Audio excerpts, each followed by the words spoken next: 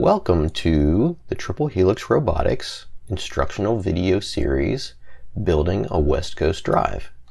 In this episode, episode 2, we're going to cut a drive rail to length. And the skills that we will be learning is how to use a tape measure properly, using a square and a fine point Sharpie to make marks, aligning the part to the saw on one side of the line so that you can cut it properly, and operating a metal cutting chop saw safely. Let's get started. Okay, so when we make drive rails, it's important that both of the ends of the drive rail are really square, perfectly square. So we always want to start off, even if one of these ends looks like it's been cut off on the saw and that it's square, we want to make sure. So what we'll do is we'll take this over to the chop saw and we'll cut off a little bit of it to give ourselves a good edge to start from, and then we'll measure off of that one end. Before you cut anything on here, it's important that the chop saw is completely clean. Right now it's got lots of bits and pieces of dust on it. So if you take this thing and you put it up on here now, those chips and shavings are going to get underneath your piece and behind your piece and in this corner, and it's not going to let it set tight up against the fence, and that'll lead to it sliding around and moving on you. It can also lead to it rocking back and forth or up or down while you're cutting, and it'll mess up your cut. So the first thing you got to do is grab the brush and completely sweep off the saw.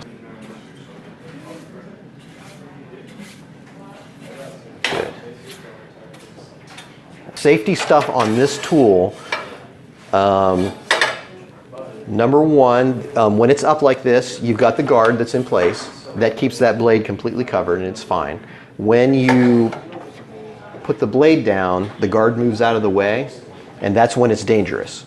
So this tool is a tool that a lot of students are pretty nervous about because it's loud and it's scary. But it's pretty safe as long as you don't misuse it. When you're cutting with this, the first thing is that your stock has to be flat on the table. It has to be nice and tight up against the fence. And when you're cutting it, you have to hold it there really firmly.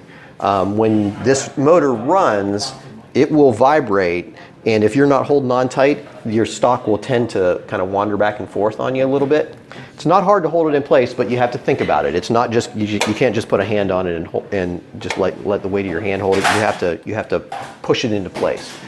You never want to have your hands any closer to the blade than about right here. You can kind of see that there's this chamfer mark. I would be okay right here, but like this, no, that's too close to the blade. So usually when I'm holding on to something that's long, I'll hold on back here. When this comes down, it's going to cut. We have a metal cutting blade in this chop saw right now, so it's able to cut through aluminum, as long as when you cut through it at a reasonable pace.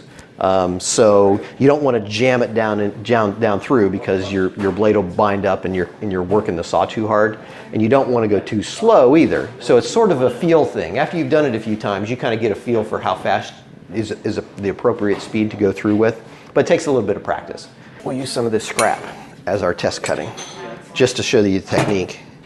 So, and not only does your tool have to be clean, you want your part to be clean too, because chips can be on your workpiece just as easily as they could be on the saw. Now, when you're cutting with this, when you squeeze this trigger, it gives a tiny little bit of a kick, so you want to be ready for it. And so the way that we cut is we position the part on the saw first, then you squeeze the handle, and then you stroke it all the way down through the piece, all the way down to the bottom, and then you let go of the trigger and you wait for the blade to come to a complete stop. Then you lift it up and away. The reason for that is if that blade is still spinning when you lift it up, those teeth will brush along the surface of the part, and sometimes it'll knock it out of square. We found, just over time experience, that if you just take the chop and then stop it, then the parts will come out square. And so if we're just trimming something off that's just a raw, we're just cleaning up an end, we don't need to position it super precisely. We'll work on positioning and cutting to a line next. But what this looks like, and what I like to do is I like to bring the saw down kind of close and start it here, just so that you're not pushing a running saw all the way down. So normally I would have it set, kind of lift it up like this, and then I'll squeeze.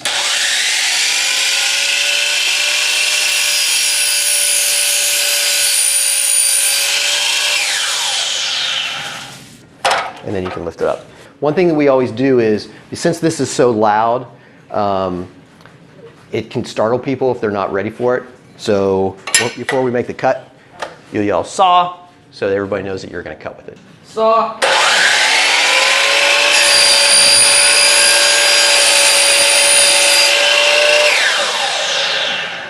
Good.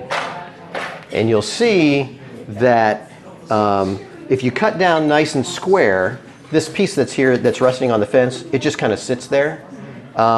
What we've seen in the past is if you're cutting something at an angle, sometimes that piece that comes off, it's shaped like a wedge. And if it got pulled back in here, it would act like a wedge and it would get caught between the fence and the blade, and it goes bang, and then it'll break teeth off the blade. So we sort of established policy on the team that we only make square cuts with this. If we want to make miter cuts, we cut on a bandsaw. Saw.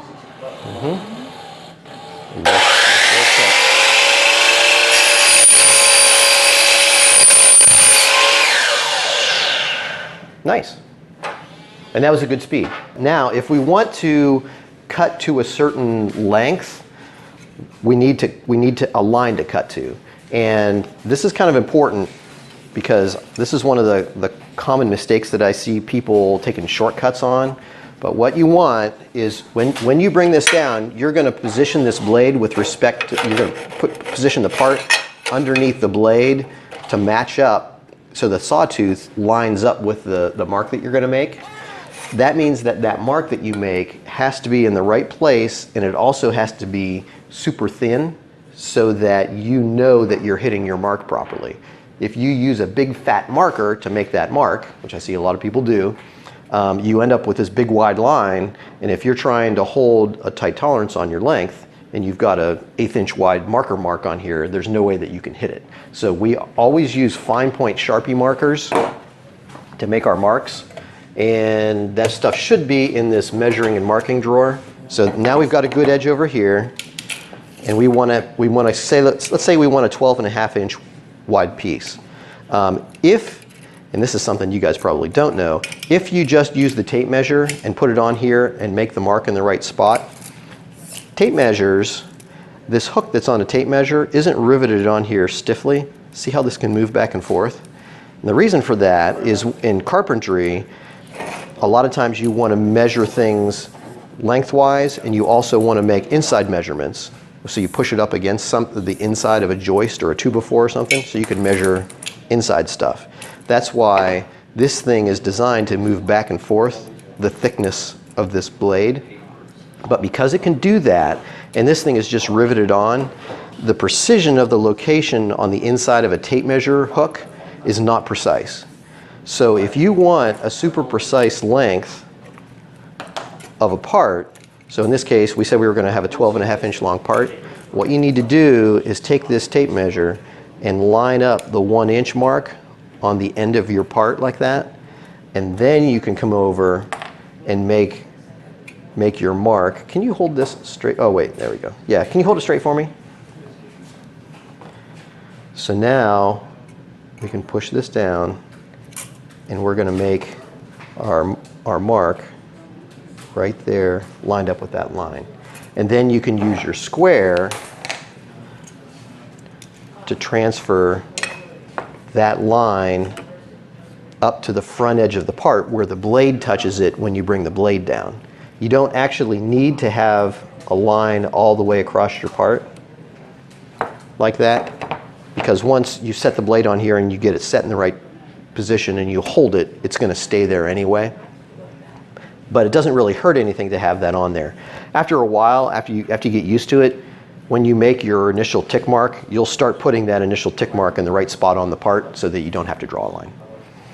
So now, if this is our part, you make your tick mark, you draw your line, you get in the right spot, and you always put an X on the part on the waste side of the cut, because that saw blade has thickness to it, and it's going to cut on one or the other side of that line, and you don't want to, if you want your part to be this wide, you don't want to put your blade on the wrong side and cut away some of your length. So we'll take this, you come back over to the saw, and to decide where you want this, you'll bring the blade down. You want to make sure that your hand is not inside that grip where the trigger is, because you don't want to be unsafe. And we'll set this tooth right, the left side of the tooth right against the side of the line. And you can get that, see if you can get that from maybe the other side of the saw. Can you see that from over here? So we're bringing the saw down, and the left side of the tooth is right on that line. When we're in the right spot, you got to hold it, make sure it doesn't wander on you. Saw.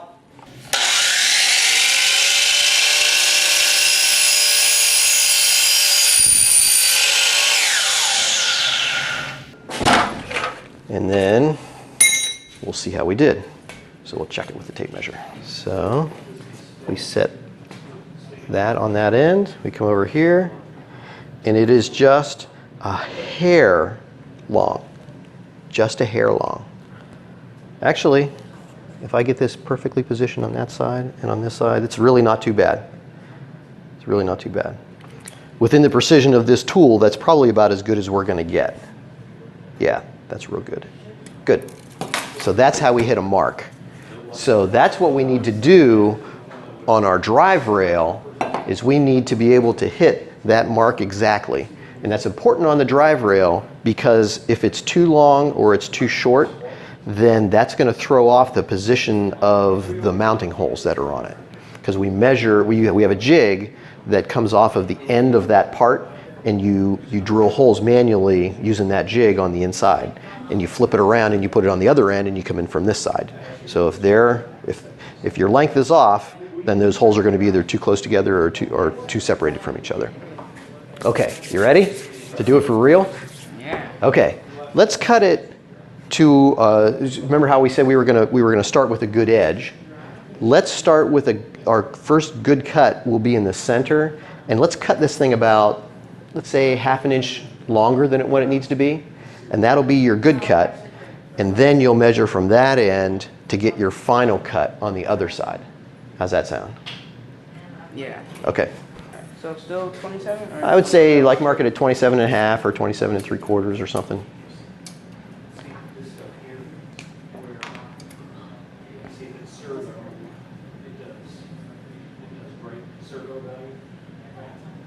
Good.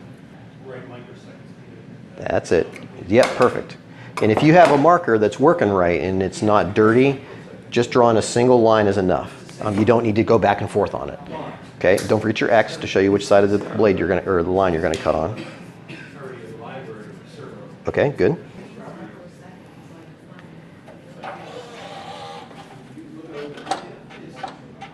Yep, that looks pretty good. Saw.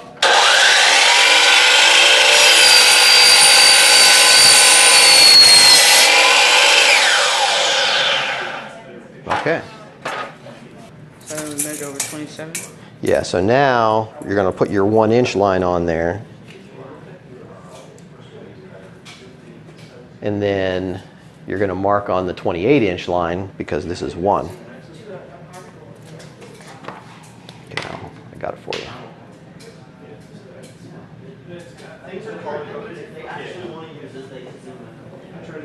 Okay, good.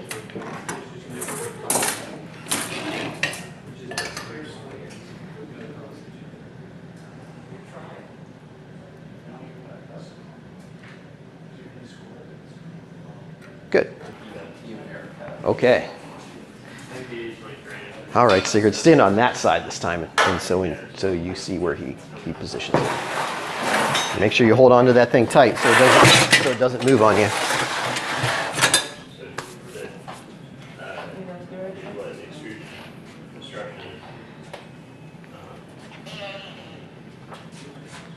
Saw.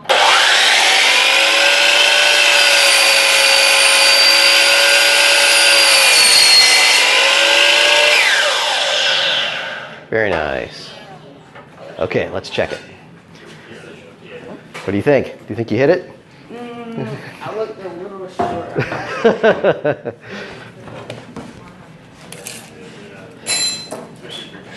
And it's always good to double check like after they cut stuff too. It's perfect. Nice job. Good one. Okay, so now this rail is ready for us to put our next set of holes into it. Great.